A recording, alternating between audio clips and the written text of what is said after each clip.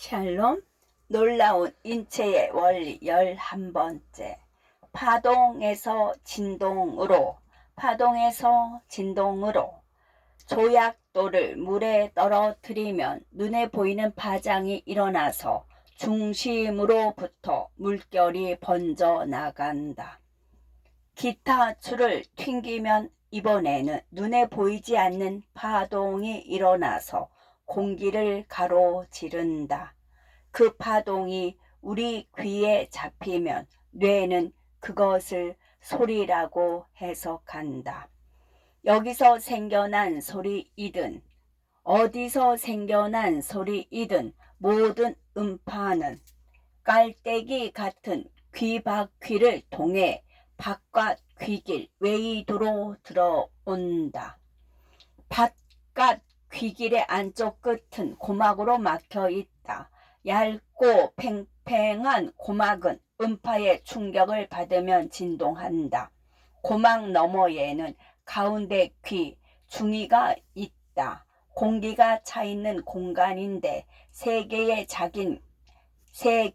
작은 귓속뼈, 청소골이 가운데 귀를 가로질러서 고막을 속귀, 입구인 안뜰창막에 연결한다. 고막이 진동하면 귓속뼈 사슬은 피스톤처럼 앞뒤로 움직여서 진동을 증폭시켜 안뜰창으로 전달한다. 두 개의 작은 근육이 귓속뼈를 잡고 있는데 아주 큰 소리로 울릴 때 뼈의 움직임을 억제해서 섬세한 속귀가 손상되지 않도록 보호하는 것이다. 속귀에는 미로처럼 통로가 나 있다. 이 통로는 뼈로 둘러싸여 있고 안쪽은 막으로 덮여 있고 속에는 액체가 차 있다.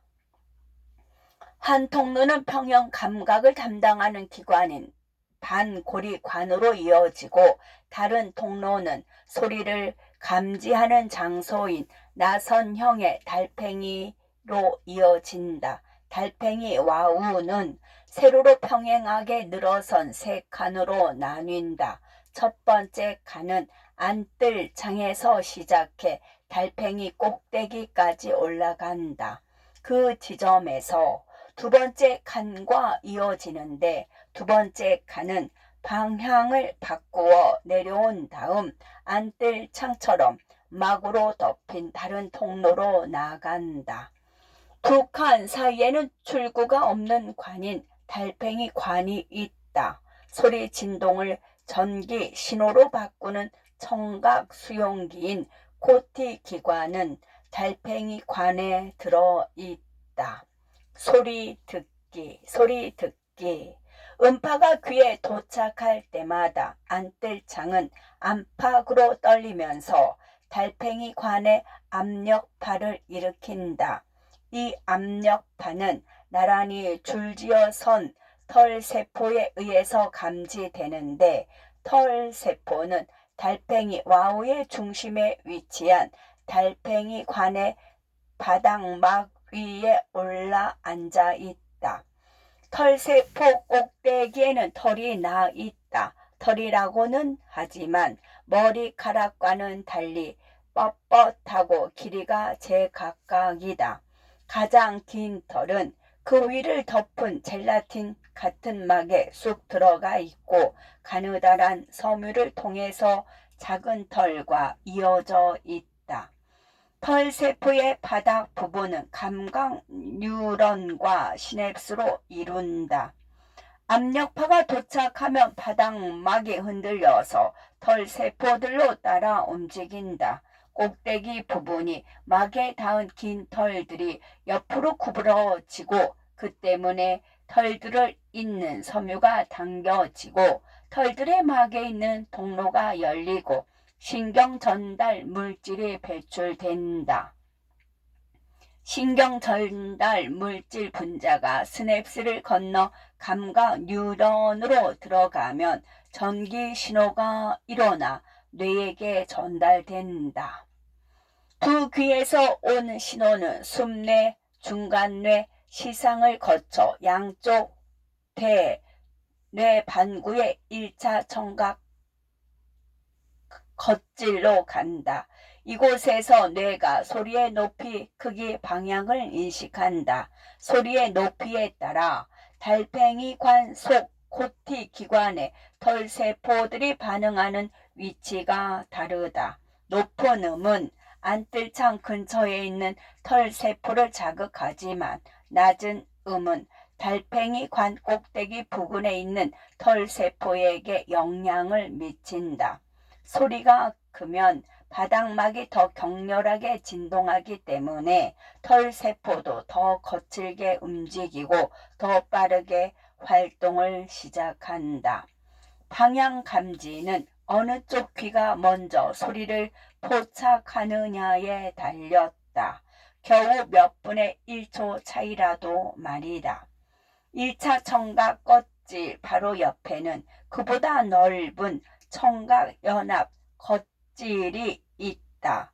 이곳에서 뇌는 사람의 말소리 끽 하는 타이어 긁히는 소리, 핀이 떨어지는 소리 등을 구별한다. 말하기. 세상에서 오직 사람만이 구조화된 언어와 그 언어에 속하는 단어로 서로 의사소통하는 호사를 누린다. 사람이 어떻게 단어와 구문과 문장을 이해하는지에 관해서는 아직도 밝혀야 할 대목이 많다. 사실 뇌의 작동에 관해서는 모든 면이 그렇다. 어쨌든 누군가 우리에게 말을 걸고 우리가 대답할 때 뇌에서는 대강 다음과 같은 일이 벌어지는 듯하다. 언어 껍질은 브루카 영역과 베르니케 영역을 말한다. 좌뇌의 1차 청각 껍질 앞뒤에 자리한 두 영역은 각각을 발견한 19세기 의사들의 이름을 땄다. 귀에서 출발한 청각 신호는 시상을 거쳐 청각 껍질로 들어온다. 그것이 이미 의미 없는 소리가 아니라 말이라면 신호가 베리네케 영역으로 전달된다. 뇌는 그곳에서 단어의 의미를 주고 문장의 구조를 만든 뒤 그 정보를 브로카 영역으로 넘긴다. 브로카 영역은 방금 들은 메시지에 대한 적절한 대응을 구상한 뒤 신호를 내는데 그 신호는 운동 껍질 중에서도 목소리 생성 근육을 통제하는 부분으로 전달된다. 그러면 후두뿐만 아니라 턱, 입술, 혀의 근육이 움직여 가공되지 않은 소리를 상대가 알아들을 수 있는 말로 바꾼다.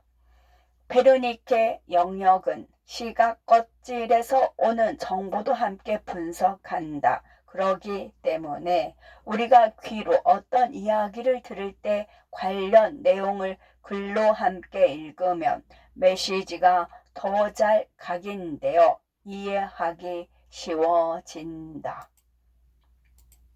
정면을 보도록. 수줍거나 뭔가 숨기고 싶은 게 있지 않은 이상 우리는 대화를 나눌 때 상대방의 눈을 바라본다. 정확하게 말하면 안구에서도 두개골 안에 눈구멍뼈 속 지방에 묻히지 않은 부분, 눈꺼풀 보호막이 깜빡이는 사이사이에 드러나는 부분, 안구의 약 6분의 1에 해당하는 부분을 바라본다. 눈꺼풀 바로 뒤에는 공막, 흰자위 막이 있다. 이 희고 질긴 보호막은 앞부분을 제외한 안구 전체를 감싼다. 눈 앞부분에는 투명한 각막이 있다. 둥근 창문처럼 빛을 받아들이는 공간이다. 각막 뒤에는 색깔을 띤 홍채가 있다. 홍채는 가운데 뚫린 구멍인 동공의 크기를 조절해서 동공을 통과한 빛이 빛 감지를 담당하는 뒤쪽 망막에 가서 닿는 양을 조절한다. 눈은 온갖 종류의 빛을 처리할 수 있어야 한다. 홍채는 우리가 빛이 밝을 때 눈이 멀지 않도록 해주고 빛이 희미할 때도 못 보지 않도록 해준다. 동공은 자율적으로 조절된다. 몸을 자동으로 통제하는 자율신경계가 우리 몸의 균형을 얼마나 잘 잡아주는지 보여주는 좋은 예이다. 홍채에는 자율신경계의 통제를 받는 민무늬 근육 섬유가 두 종류 있다. 자전거 바퀴살을 닮은 부채살 근육 섬유와 동심원처럼 동공을 둘러싼 돌림 근육 섬유다. 빛이 밝을 때, 밝은 빛이 망막에 부딪히면 자율신경계는 돌림 근육 섬유에게 신호를 보내 수축시킨다. 그러면 동공이 좁아져서 눈 속에 있는 예민한 빛 수용세포가 보호한다. 빛이 희미할 때, 빛이 환하지 않을 때는 자율신경계가 홍채의 부채살 근육 섬유를 수축시킨다. 그러면 동공이 당겨져서 넓게 열리고 빛이 더 많이 들어온다. 초점 맞추기. 안구 내부 공간은 둘로 나뉘어 있다. 넓은 뒤쪽 공간에는 유리체라는 투명한 겔이 차 있고 앞쪽 공간에는 방수라는 수용액이 차 있다. 방수는 살짝 압력을 받는 상태이기 때문에 밖으로 밀어내는 힘을 가하고 그 덕분에 안구가 제 형태를 유지한다. 방수와 유리체 사이에는 수정체가 세로로 서 있다. 가느다란 수정체 거리인대 섬유가 수정체를 붙잡고 있고 선모체라는 민무늬 근육 고리가 거리인대를 둘러싸고 있다. 수정체는 각막이 구부린 빛을 한층 더 꺾어 보낸다. 그러면 안구 뒤쪽의 속면을 거의 다 덮고 있고 빛에 민감한 망막 위에 위아래와 좌우가 뒤집힌 영상이 맺힌다. 망막과 공막 사이에는 암갈색의 맥락막이 있다. 이곳에는 혈관이 있어서 영양소와 산소를 공급해 준다. 각막이 초점 맞추는 일을 얼추 수행하긴 하지만 먼 곳에 있는 물체에서 온 평행한 빛과 가까이에 있는 물체에서 온 발산하는 빛을 모두 처리하지는 못한다. 이런 부분에서는 자율신경계의 명령을 받는 수정체가 각막보다 훨씬 유연하게 처리할 줄 안다. 먼 곳을 볼 때, 우리가 멀리 내다보면 선모체가 이완한다. 그러면 방수가 밀어내는 압력 때문에 근육 고리가 팽창하고 수정체 거리인대 섬유가 당겨진다. 그래서 수정체가 얇아지고 빛을 적게 굴절시킨다. 투명하고 탄력 있고 수정체는 길고 좁고 몹시 얇고 대단히 전문화한 세포들이 맞물려 이루어진다. 이 세포들은 내부 구조를 거의 잃어버린 상태로 대신 크리스탈린이라는 특수한 단백질을 담고 있다. 가까운 곳을 볼 때, 가까이 있는 물체를 볼 때 선모체는 수축하라는 지시를 받는다. 그러면 거리인대 섬유가 느슨해지고 원래 탄력이 있는 수정체는 더 통통해진다. 그래서 얇을 때보다 빛을 집중시키는 능력이 커진다. 이 단백질 덕분에 수정체는 투명하면서도 유연하다. 각막과 마찬가지로 수정체에도 혈관은 없다. 투명성을 얻기 위해서 희생한 것이다. 그 대신 방수와 유리체에서 영양분을 얻는다. 원뿔과 막대. 시각은 사람에게 제일 중요한 감각이다. 온몸의 감각 수용기 중 4분의 3이 눈에 할당되어 있을 정도다. 특히 빛을 정보로 바꾸는 경로에서 첫 단계인 얇은 망막에 수용세포가 몰려있다. 망막의 기능을 담당하는 빛 수용세포는 원뿔세포, 원추세포와 막대세포, 간상세포다.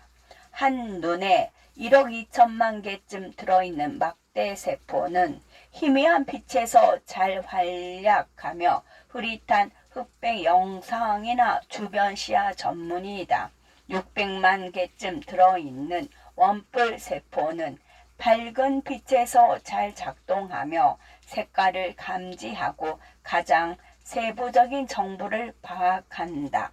망막에는 황반이라는 부분이 있는데 우리가 무언가를 정면으로 쳐다볼 때 상이 선명하게 맺히는 부분이다. 원뿔세포는 대부분 황반에 모여 있고 붉은빛, 푸른빛, 초록빛을 감지한다. 뇌는 이들이 보내는 정보를 조합해서 모든 색깔을 본다.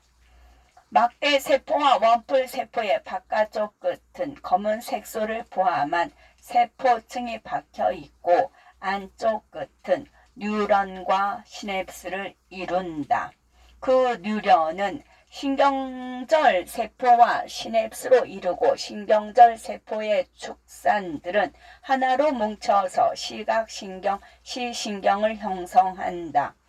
빛은 엄청난 장애물 고스를 넘어야만 막대세포와 원뿔세포에 도달할 수 있는 셈이다. 막대세포와 원뿔세포는 바깥 분절과 속 분절로 나뉜다. 바깥 분절에는 막으로 감싸인 원반들이 동전을 쌓듯이 포개져 있다. 막 속에는 시각 색소가 콕콕 박혀 있는데 색소 각각은 단백질 분자 하나와 빛을 흡수하는 레티날 분자로 구성된다. 빛이 원반을 때리면 원래 구부러져 있던 레티날 분자가 곱게 퍼지면서 단백질에서 떨어진다. 그러면 막의 전하 분포가 바뀌고 전하가 신경절 세포로 전달되며 신경절 세포가 낸 신경 신호가 뇌로 달려간다. 시각 색소는 재빨리 원래 모습으로 돌아가서 다시 사용될 때에 대비한다. 막대세포와 원뿔세포의 끝에서는 매일 낡은 원반이 제거되고 색소세포 등 세포들이 그 구성 요소를 재활용한다. 눈에서 뇌로 눈이 바깥 세상의 빛을 신호로 바뀌면 뇌는 그 신호를 그림으로 바꾼다. 정보를 쏟지 않은 채 줄기차게 뇌로 퍼붓는다면 뇌가 과부하를 느낄 테니 망막에서부터 정보 처리가 시작된다. 한눈에 1억 2,006만 개씩 있는 막대세포와 원뿔세포가 보낸 가공되지 않은 신호는 100만 개에 불과한 신경절 세포를 통과해야 한다. 이 과정에서 약한 신호는 걸러진다.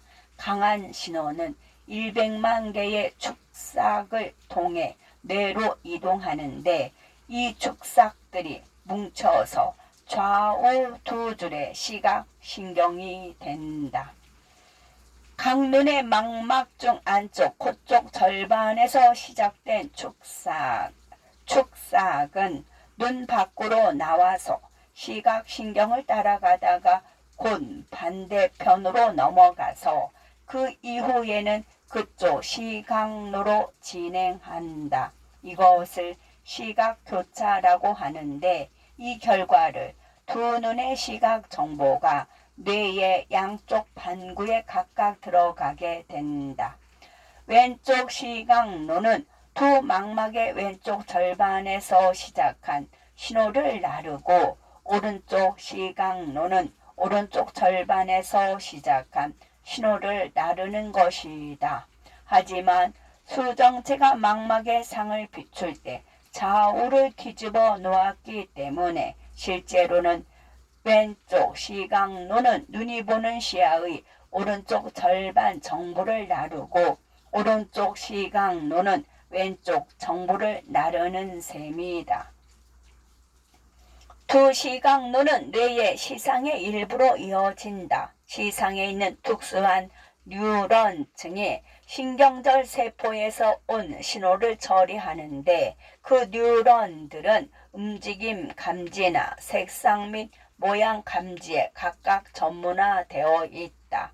이렇게 정제된 신호는 1차 시각 겉질로 보내진다.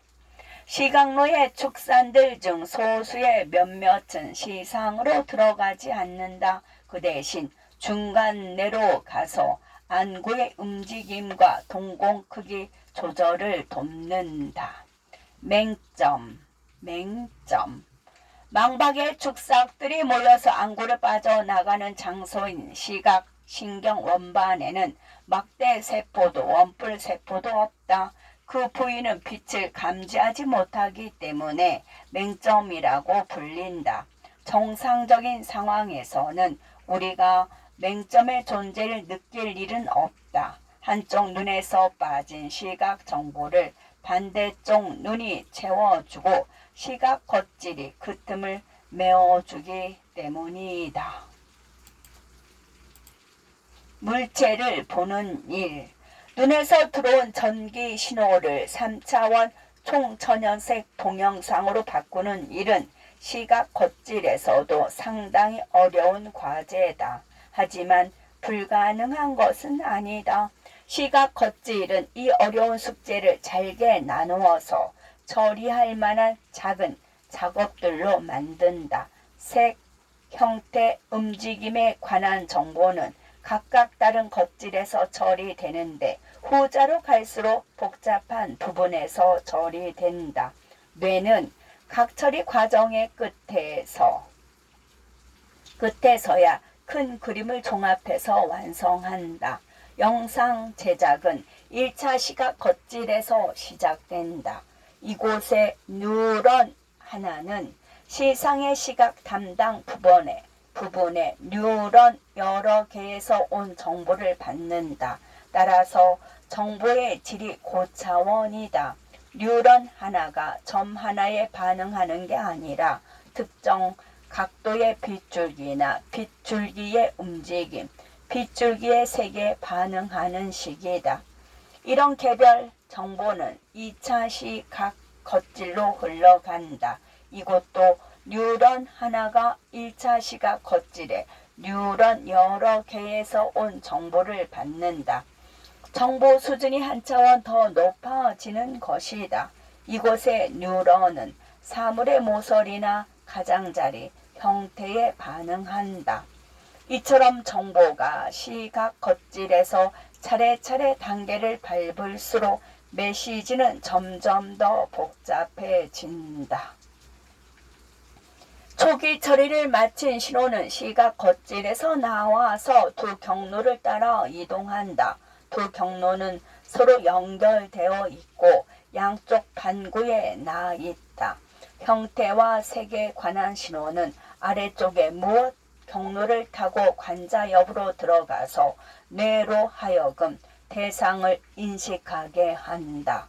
움직임에 관한 신호는 위쪽에 어디에 경로를 타고 마루엽으로 들어가서 움직임과 방향을 판별하게 된다. 무엇 경로와 어디의 경로의 일부에서는 양쪽 눈의 정보를 대조하는 작업을 통해 그림의 깊이와 거리를 느끼게 한다. 또록또록 깜빡깜빡, 또록또록 깜빡깜빡. 눈은 한자리에 고정된 채 정면만 바라보지 않는다. 눈은 눈구멍 속에서 회전한다. 끈처럼 생긴 근육 6개가 각각 한쪽 끝은 뼈에 반대쪽은 곡막에 붙어 안구를 굴린다. 곧은 근 4개는 안구를 상하 좌우로 움직이고 빗근 2개는 아래로 내리면서 안으로 당기거나 위로 올리면서 바깥으로 민다. 눈 근육은 기본적으로 2가지 움직임을 만든다. 느린 움직임은 관심 가는 물체로 시선을 향하거나 눈앞에서 보이는 물체를 따라갈 때 쓰인다. 작고 빠르게 움찔거리는 움직임은 가만히 있는 물체를 샅샅이 훑을 때 쓰인다. 이 움직임으로 대상의 모든 부분에서 빛을 받아들여 황반으로 모은다. 뇌는 2 눈을 통제하여 둘 다 같은 방향으로 움직이게 한다. 우리는 전혀 의식하지 않은 채 1분에 최대 15번쯤 자동으로 눈을 깜빡인다. 수직으로 선 자동차 와이퍼처럼 위 눈꺼풀은 깜빡이는 동안 눈 표면에 눈물을 얇게 바른다. 먼지와 이물질을 씻어내고 각막을 촉촉하고 매끄럽게 유지하기 위해서다. 굉장히 빠르게 깜빡이기 때문에 시야는 방해받지 않는다. 눈 위쪽 눈물샘이 쉴 새 없이 내보내는 눈물은 눈 안쪽 구석에나 작은 구멍 2개로 빠져나간다. 구멍에 이어진 관은 코 안으로 통한다. 우리가 눈물을 펑펑 쏟으면서 울 때 콧물까지 따라 흐르는 것은 이 때문이다. 눈구멍을 둘러싼 고리 모양의 근육 눈굴레근이 아래 위 눈꺼풀을 닫아준다. 위쪽에는 다른 근육이 하나 더 있다. 커다란 위 눈꺼풀을 눈꺼풀을 들어 올려 눈을 뜨게 하는 근육이다. 아래에는 그런 근육이 없기 때문에 아래 눈꺼풀은 기본적으로 늘 한자리에 있는 셈이다. 외부 자극 때문에 눈이 깜빡일 때도 있다. 갑자기 강렬한 빛이 비추거나 물체가 빠르게 다가설 때 반사적으로 눈이 깜빡인다. 이것은 눈의 손상을 막기 위한 반응이다. 물론 우리가 의도적으로 한쪽 눈에만 실시하는 깜빡이도 있다. 윙크이다. 깊이와 거리. 한쪽 눈을 감고 손을 뻗어 물건을 잡는 것보다 2 눈을 함께 뜨고 손을 뻗어 물건을 잡는 게 쉽다. 뇌가 2 눈이 보내는 정보를 비교해 대상의 깊이와 거리를 측량하기 때문이다. 왼쪽 눈이 본 광경은 오른쪽 눈이 본 광경과 겹치지만 같지는 않다. 시각 겉질은 입력된 정보들 사이에 작은 차이를 활용해서 환경에 대한 3차원 입체 영상을 만든다. 그 밖에도 뇌가 공간감을 파악할 때 단서로 삼는 요소가 있다. 우리가 먼 곳을 볼 때는 안구들이 똑바로 정면을 향하지만 가까운 곳을 볼 때는 둘 다 안쪽으로 회전한다.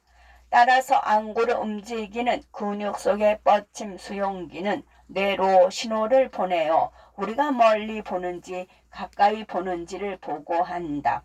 멀어질수록 색깔이 흐릿해지는 것, 철로 같은 평행선이 수렴하는 모습 등도 추가 단서다.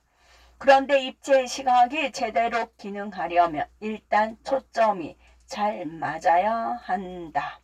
초점이 맞지 않을 때 원래 눈은 가까이 있는 물체에서 오는 빛이든 멀리 있는 물체에서 오는 빛이든 자동적으로 초점을 맞출 수 있지만 그렇지 못하는 경우도 많다. 원시와 근시가 흔한 현상이다.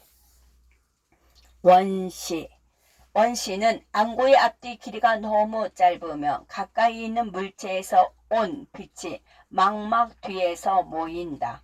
눈은 수정체를 부풀려서 깨끗한 영상을 맺으려 애쓰지만 성공하지 못하고 물체는 여전히 흐릿하게 보인다. 이때는 안경이나 콘택트 렌즈를 껴서 빛이 눈에 들어오기 전에 빛을 조금 모아야 한다. 근시. 근시는 안구의 앞뒤 길이가 너무 길면 먼 곳에 있는 물체에서 온 빛이 망막 앞에서 모이기 때문에 흐릿하게 보인다. 가까운 곳의 물체는 괜찮다. 수정체를 두껍게 부풀려서 망막에 또렷한 상을 맺을 수 있기 때문이다. 근시일 때는 빛이 눈에 들어오기 전에 조금 퍼뜨리는 안경이나 콘택트 렌즈를 껴야 한다. 신경다발. 뇌는 똑똑한 운전사지만 혼자 일할 수는 없다. 최신 정보를 수집하고 명령을 내보내는 능력이 없다면 뇌도 무력할 것이다. 그래서 인체에는 척수와 신경이 있다. 등을 따라 내려오는 척수는 뇌가 온몸과 정보를 주고받는 통로다. 뇌와 척수를 묶어 중추신경계라고 하는데 신경 조직을 관리하는 부서라고 할 수 있다. 중추신경계를 몸 나머지 부분과 이어주는 역할은 팔다리 끝까지 구석구석 가지를 뻗은 신경망인 말초신경계가 맡는다. 뇌에서 나온 뇌신경은 늘 쌍으로 존재하는데 이들이 머리와 목을 주로 담당한다. 척추에서 양쪽으로 갈라져 나온 짧은 척수신경들이 가지를 쳐서 나머지 몸 전체로 신경을 보낸다. 하나의 신경 속에는 수천 수백만 개의 축삭이 병행하게 들어있다. 축삭은 여러 다발로 묶여 있는데 그 겉은 약간의 지방과 함께 튼튼한 껍질이 덮여 있다. 섬세한 축삭을 보호하면서도 신경이 몸의 움직임에 따라 잘 구부러지도록 하는 구조다. 대부분의 신경은 감각 뉴런 축삭과 운동 뉴런 축삭을 함께 지닌다. 감각 뉴런은 몸의 신호를 중추신경계에 전달하고 운동 뉴런은 반대 방향으로 신호를 전달한다. 감각 뉴런이든 운동 뉴런이든 뉴런의 축삭 곁에는 절연층 역할을 하는 수반세포, 신경집 세포가 감싸고 있다. 이것을 마리집 수초라고 한다. 수반세포들 사이에는 낭비의 결절이라는 작은 틈이 있다. 그곳에서는 축삭이 노출되어 있어서 신호는 결절에서 결절로 뛰어넘는다. 그러기 때문에 마리집 절연체가 없는 뉴런보다 있는 뉴런의 전달 속도가 훨씬 빠르다. 장거리로 메시지를 전달해야 할 때는 이 점이 특히 중요하다. 위로 아래로 옆으로 위로 아래로 옆으로. 척수는 한시도 쉬지 않고 바쁘게 활동한다. 몸에서 온 신호를 받고 몸으로 신호를 내보낸다. 뇌에서 온 신호를 전달하고 뇌로 신호를 돌려보낸다. 들어오는 정보를 직접 처리하기도 한다. 온갖 업무가 동시에 벌어지므로 척수가 몸과 신호를 주고받거나 척수 속에서 신호가 전달되는 경로는 아주 질서정연해야 한다. 머리와 목 일부를 제외한 온몸의 신경은 짧은 척수신경을 통해서 척수로 연결된다. 척수신경은 뿌리가 두 갈래다.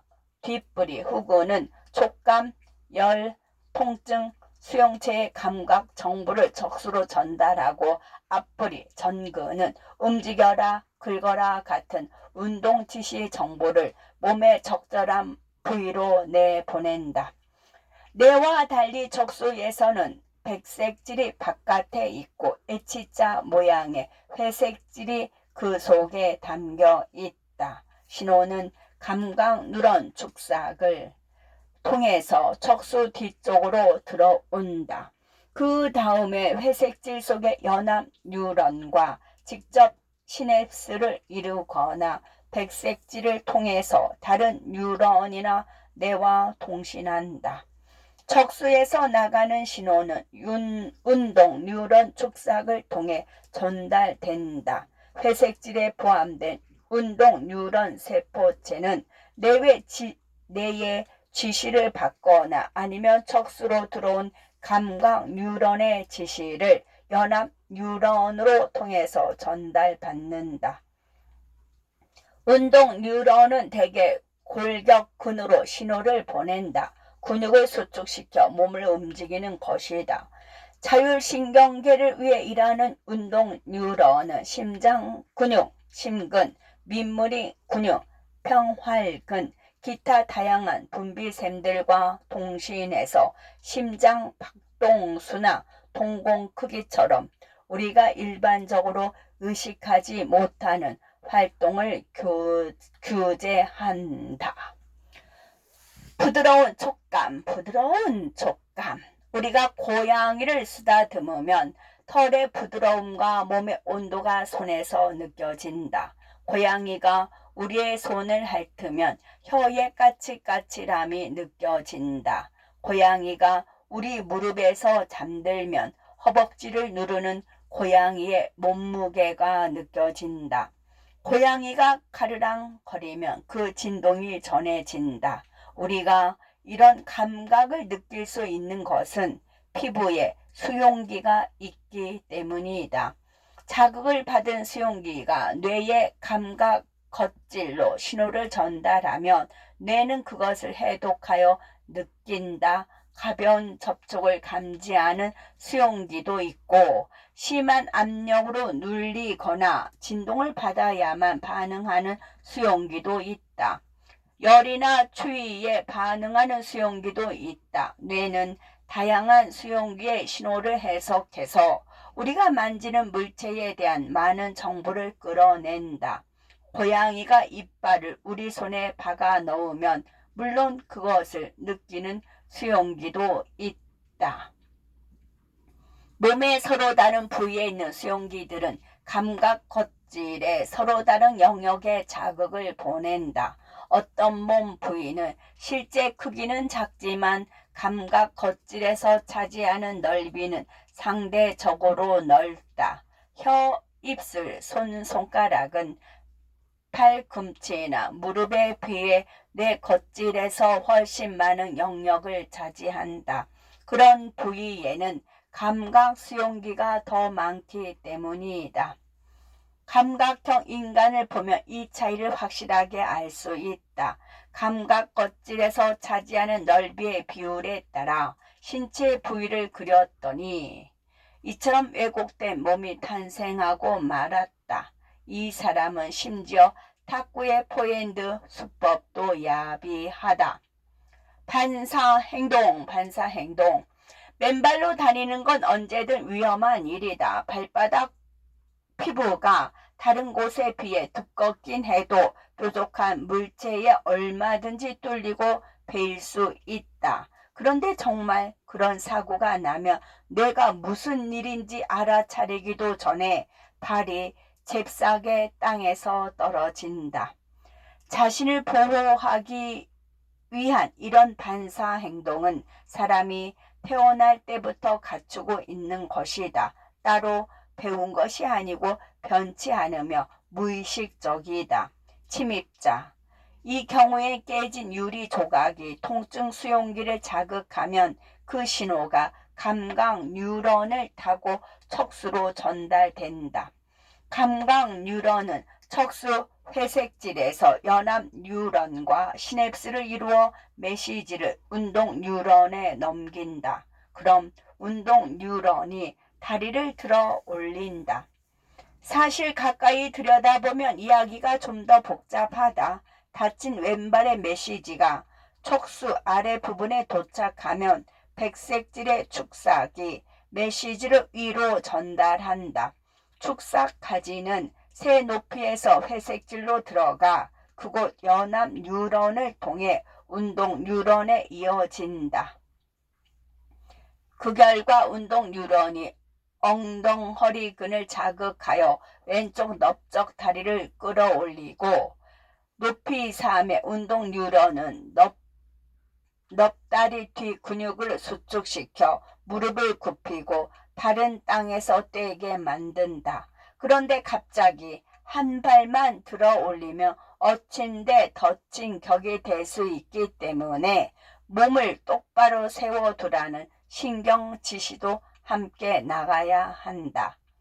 높이 2의 운동 뉴런은 척수 반대편에서 나와서 오른쪽 다리의 넙다리 네 갈래끈을 수축시킨다. 그러면 오른쪽 무릎이 곧게 퍼져서 다리가 꼿꼿해지고 몸이 제대로 선다. 샬롬.